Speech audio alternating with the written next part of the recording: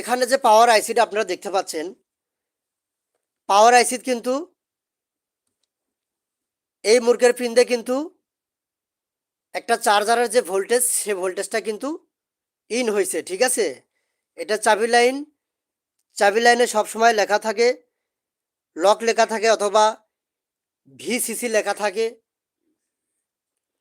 ঠিক আছে। UCC VCC lock যেটা লেখা থাক, চাবি লাইনের সঙ্গে সঙ্গে একটা কিন্তু M7 ডায়োড থাকবে, ঠিক আছে। তো এই পাওয়ার আইসির কোন পিনটে কত ভোল্ট সাপ্লাই আমি আপনাকে দেখাবো।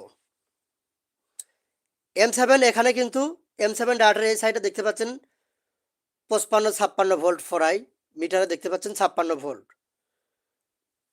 M7 এর এ পাশে মানে এটা কিন্তু তারের সাইড, চাবি লাইনের তার, 56 ভোল্ট। আর M7 ডায়োডটা 1 ভোল্টের মতন মাইনাস করে,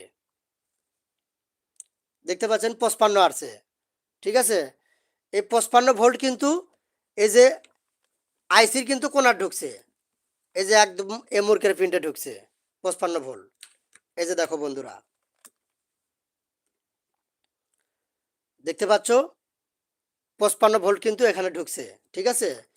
55 ভোল্ট ইন হয়েছে, আউট হয়েছে আইসির এক পিনটে 14 ভোল্ট,